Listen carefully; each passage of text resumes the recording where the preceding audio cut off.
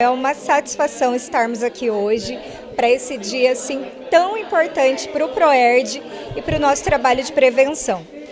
Uma das leis é a lei que institui o Dia Municipal do ProERD, o dia 26 de junho, e será um dia de mobilização, onde a gente vai falar mais ainda sobre prevenção, sobre tudo que envolve a prevenção.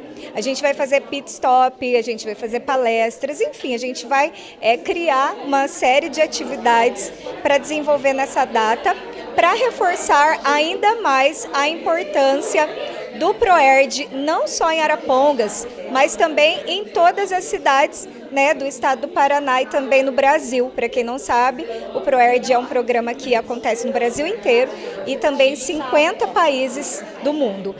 Além disso, tem uma outra lei que eu e o Marcelo, a gente conversando sobre a erotização infantil. A erotização infantil é um fenômeno que ele tem sido banalizado na nossa sociedade. As pessoas têm achado, de certa forma, normal uma criança de 10 anos com comportamento já adultizado.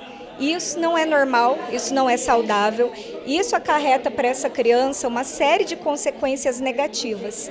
E a gente precisa começar a discutir esse tema. A gente precisa começar, enquanto sociedade, a observar, a entender o problema, a gravidade dele e o que tem acontecido como resultado desse problema. Uma das vertentes que causa a erotização infantil são a exposição às músicas da atualidade, onde a maioria delas fala de relações sexuais, faz apologia às drogas, e isso tudo tem se tornado normal, infelizmente, em muitos lares. E o que acontece? A criança que é exposta a esse tipo de conteúdo, esse tipo de música, começa a entender aquilo como normal, começa também a ficar com mais curiosidade sobre o tema. Por causa da exposição ao celular, começa a pesquisar e começa a ter acesso a temas que não são adequados para a sua faixa etária. E isso acaba resultando numa adultização precoce. Então, uma das vertentes é a música, e a gente quer, então, proibir as músicas de cunho sexual nas escolas, para que em toda a escola ou colégio as crianças estejam seguras e livres desse tipo de exposição.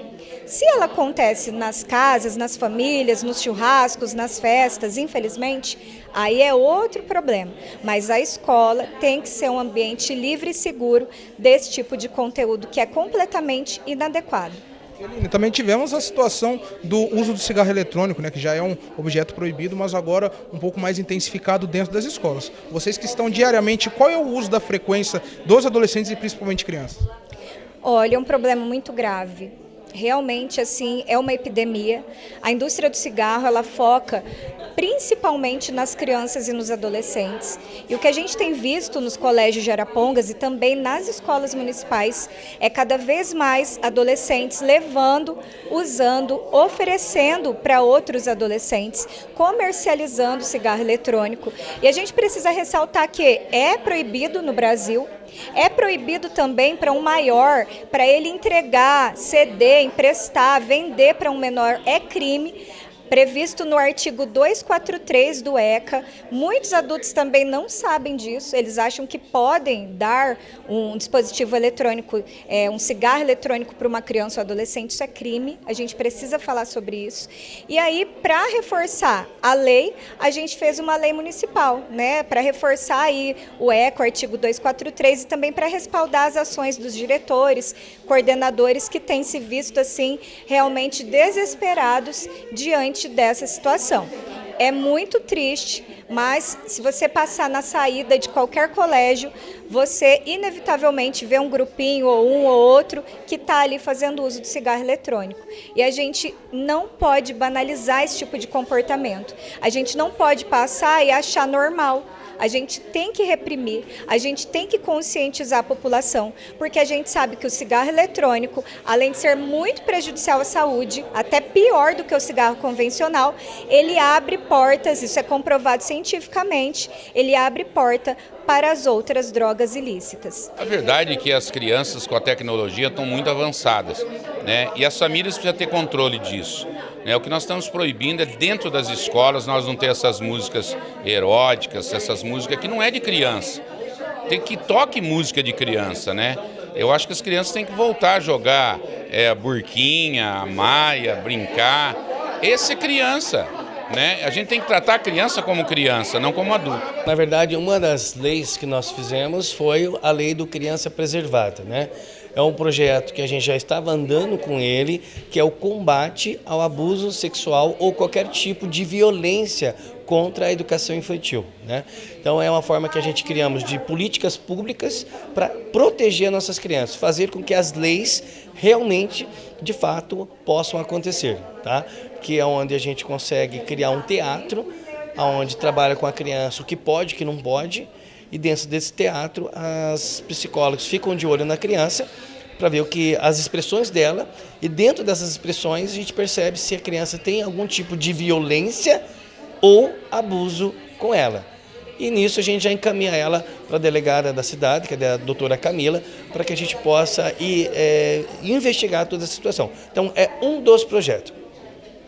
O outro projeto é o cigarro eletrônico, que é uma pandemia de cigarro eletrônico, é uma quantidade muito grande, e o maior problema disso aí que nós estamos tendo é adolescente. Infelizmente, eu falo aqui que empresários estão vendendo cigarro eletrônico para menores, e isso não pode acontecer. O cigarro eletrônico ele já é proibido dentro do país, ele já vem de uma forma ilegal. Mas o nosso objetivo nesta lei não é nem combater isto, é sim combater esse acesso fácil com o adolescente. Por isso a lei ela vem proibir dentro das instituições, seja estadual ou municipal, que não pode ter esse cigarro. Então hoje nós demos autonomia às diretoras ou diretores de escolas, estados, município, a tomar isso da criança e levar isso às autoridades competentes, né? E a erotização, o que é? É a música sexualizada. Criança não tem maturidade nenhuma de estar ouvindo uma música sexualizada, né? De rebolar, de quicar, de descer, enfim, ela não sabe o que ela está fazendo.